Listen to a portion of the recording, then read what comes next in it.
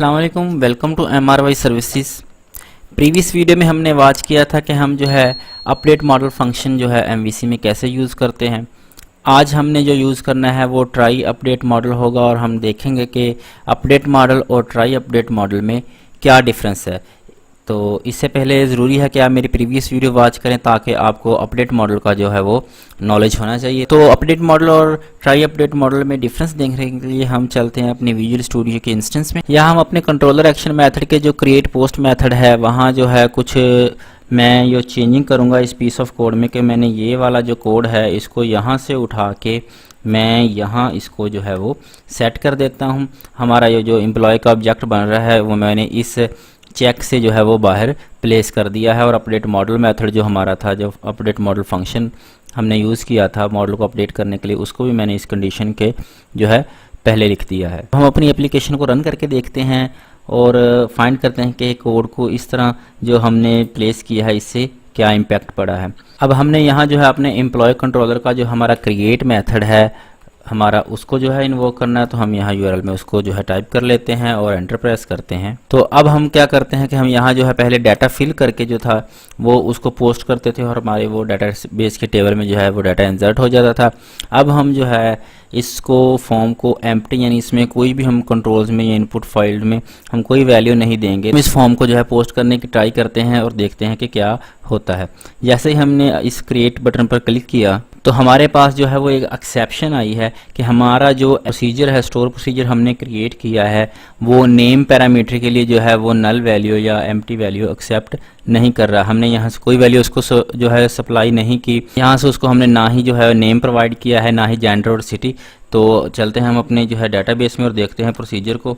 यहाँ हमारे पास जो है वो प्रोसीजर जो था उसको हम अब चेंज करेंगे। पहले हमने जो सेट किया था प्रोसीजर की जो पैरामीटर्स की वैल्यू थी वो हमारे पास जो थी वो रिक्वायर्ड थी, वो उनको जो है एम्प्टी एक्सेप्ट नहीं कर सकता था। अब हम क्या करते हैं, हम यहाँ जो है इस अपने प्रोसीजर को चेंज कर लेते हैं अल्टर स्टेटमेंट से और यहाँ इसकी जो वैल्यूज़ हैं उनको जो है वो नल एक्सेप्ट करने के लिए यहाँ इसके लिए हम इसका सेट कर देते हैं इज इक्वल टू नल, और यहाँ भी हम तीनों वैल्यूज़ के लिए जो है यहाँ नल सेट कर लेते हैं और इसको एग्जीक्यूट करते हैं। हमारा जो स्टोर प्रोसीजर है वो सक्सेसफुली जो है वो अल्टर हो चुका है। अब हम जो है इसको दोबारा जो है वो रन करके देखते हैं और जो है एम्प्टी डाटा इंसर्ट करने की ट्राई करते हैं। स्टोर प्रोसीजर में जो है वो नल सेट करने के बाद हम जो दोबारा है इसमें से जो है एम्प्टी वैल्यूज़ जो है वो पास करने की जो है कोशिश करते हैं और हम इसको पोस्ट करते हैं। तो आप देख सकते हैं कि हमारा जो यहाँ टेबल है वो इनलिस्ट होकर आ गया। हमारे पास ये वाली रो जो है वो एम्प्टी क्रिएट हो चुकी है। इसी तरह हम जो है अपने डाटाबेस के टेबल में भी जाकर देख सकते हैं और मैं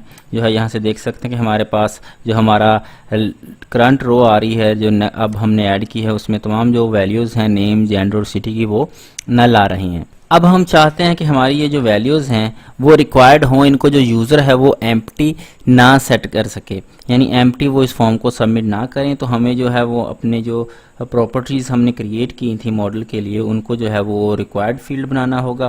तो उनको कैसे करते हैं, हम यहाँ आते हैं अपने जो है एम्प्लॉय ऑब्जेक्ट में। यहाँ हमने जो है तमाम प्रॉपर्टीज़ को जो है वो डेकोरेट कर देना है रिक्वायर्ड एट्रीब्यूट से। तो रिक्वायर्ड एट्रीब्यूट कहाँ होगा, वो हमारा होगा एंटिटी फ्रेमवर्क असेंबली में। तो सबसे पहले हमने अपने प्रोजेक्ट में जो है वो उसका रेफरेंस ऐड करवाना है। जैसे कि आप देख सकते हैं कि हमारे MVC डेमो एप्लीकेशन में जो है रेफरेंस में एंटिटी फ्रेमवर्क असेंबली जो है वो एग्जिस्ट करती है, जबकि हमारा जो प्रोजेक्ट है बिजनेस लेयर का उसके रेफरेंस में हमारे पास एंटिटी फ्रेमवर्क असेंबली एग्जिस्ट नहीं करती। सबसे पहले हम जो है उसको ऐड करवाएंगे। उसको ऐड करवाने के लिए हम क्या करेंगे, यहाँ प्रोजेक्ट पे क्लिक करेंगे और उसके बाद हम टूल्स पे जाएंगे। टूल्स पे जाने के बाद न्यूगेट मैनेजर पर जाके हम मैनेज न्यूगेट पैकेज को क्लिक कर देंगे।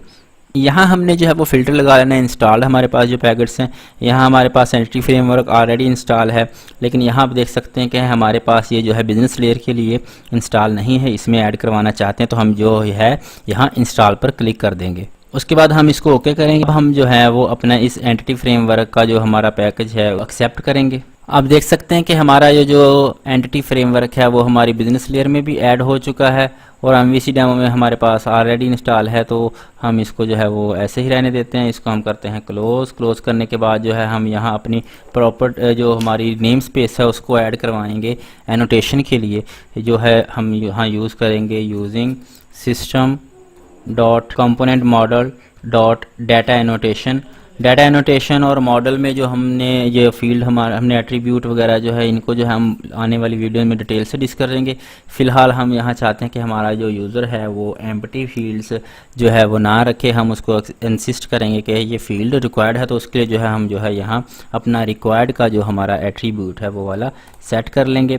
इसी तरह हमने क्या करना है, इसको करना है कॉपी करने के बाद हम चाहते हैं कि हमारे ये दूसरी फील्ड जैसे कि जेंडर है उसको भी हमने रिक्वायर्ड बनाना है, और इसी तरह हमने जो सिटी को भी रिक्वायर्ड बनाना है, तो उनके ऊपर इसको डेकोरेट कर देंगे। तमाम हमारी जो प्रॉपर्टीज़ थी, हमारी जो एम्प्लॉय ऑब्जेक्ट की थी, हमारी उन प्रॉपर्टीज़ को रिक्वायर्ड मैंडेटरी बनाने के बाद हम जो है अपनी एप्लीकेशन को रन करके देखते हैं। हमारे इन फॉर्म के जो कंट्रोल्स हमने सेट किए थे, नेम, जेंडर, सिटी, इनको रिक्वायर्ड या मैंडेटरी बनाने के बाद हम जो है इसमें जो है एम्प्टी जो है वो डाटा सबमिट करने की ट्राई करते हैं और देखते हैं कि हमारे पास रिज़ल्ट क्या आता है। आप देख सकते हैं कि हमने जो है अपने स्टोर प्रोसीजर को तो अलाउ कर दिया कि वो एम्प्टी जो पैरामीटर्स हैं वो ले सकता है, लेकिन यहाँ आप देख सकते हैं हमारे पास अपडेट मॉडल जो हमारा मेथड है, जो हमने सेट किया था मॉडल को अपडेट करने के लिए, अपडेट मॉडल फंक्शन जो था, वहाँ हमारे पास एरर आई है। तो इस एक्सेप्शन को जो है हैंडल करने के लिए क्या करेंगे, हम यहाँ आएंगे और इस अपडेट मॉडल की जगह जो है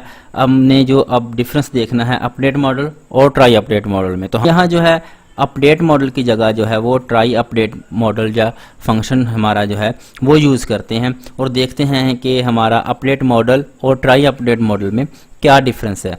हम इसको दोबारा रन करते हैं। अब जो है ट्राई अपडेट मॉडल फंक्शन हमने यूज़ किया है, उसको यूज़ करने के बाद हम देखते हैं कि हम अगर नल वैल्यूज़ जो हैं वो इसको पास करने की कोशिश करते हैं तो क्या हमारे पास एरर आता है। तो हम इस क्रिएट अपने लिंक पे क्लिक करते हैं तो देख सकते हैं कि हमारे पास एक्सेप्शन नहीं है। हमारे पास जो है उसने मॉडल को जो है वो अपडेट करने की ट्राई की, जो हमारे पास ट्राई अपडेट मॉडल है वो बूलियन टाइप का है, वो हमें ट्रू या फॉल्स जो है वो रिटर्न करेगा। अगर अपडेट हमारा मॉडल जो है वो सक्सेसफुली अपडेट हो जाता है तो वो ट्रू हो जाता है और हमारी मॉडल स्टेट वैलिडेशन जो है वो सक्सेस हो जाती है, तो हमारा ये जो हमारा इंसर्शन का कोड है ये एग्जीक्यूट होगा।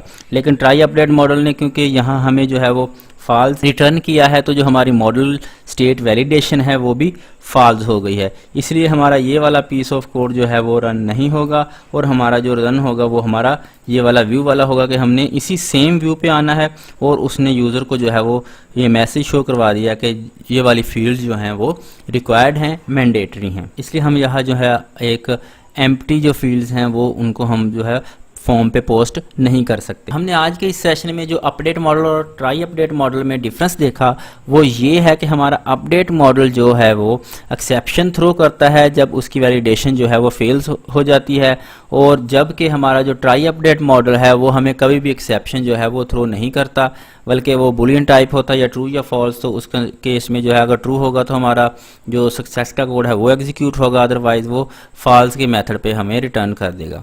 इसी तरह जो दोनों फंक्शन हैं वो फॉर्म वैल्यूज़ को मॉडल पर अपडेट करने के लिए यूज़ होते हैं और दोनों मॉडल जो है वो फॉर्म की वैलिडेशन के लिए भी इस्तेमाल होते हैं। अब क्वेश्चन यहाँ ये है कि हमारे लिए क्या ये ज़रूरी है कि हम अपडेट मॉडल या ट्राई अपडेट मॉडल इन दोनों में से कोई एक जो मॉडल है वो हमेशा यूज़ करेंगे हमारे मॉडल को अपडेट करने के लिए? तो आंसर होगा नो। तो कैसे, इसको भी देख लेते हैं। यहाँ देखें हमने जो है पहले एक एम्प्लॉय जो हमारा मॉडल क्लास थी उसका ऑब्जेक्ट क्रिएट किया, फिर उसके बाद उसको पास किया हमने ट्राई अपडेट मॉडल में। इसी तरह हमने अपडेट मॉडल में भी इसको पास करके देखा। हम अब क्या करते हैं, इस कोड को जो है यहाँ से रिमूव कर देते हैं। अब हम क्या करते हैं, हम इस अपने क्रिएट पोस्ट मेथड में चेंजिंग करते हैं। हम अपने इस क्रिएट पोस्ट मेथड में जो है वो अपना एक हमारा जो बिजनेस एम्प्लॉय ऑब्जेक्ट था उसको जो है वो पास कर देते हैं, ताकि हमारा जो एम्प्लॉय में तमाम प्रॉपर्टीज़ का जो वैल्यूज़ हैं वो हम पास कर दें इस मेथड को, और उसके बाद जो है इसको रन करके देखते हैं। हमारा जो फंक्शन था ट्राई अपडेट मॉडल का, इसको जो है वो हम कमेंट आउट करने के बाद देखते हैं हमारा जो फॉर्म का डाटा है वो पोस्ट होता है या नहीं। तो हम इस पर क्रिएट पे क्लिक करते हैं तो हमारे पास ये देखें जो रिक्वायर्ड फील्ड का जो मैसेज है वो शो हो रहा है।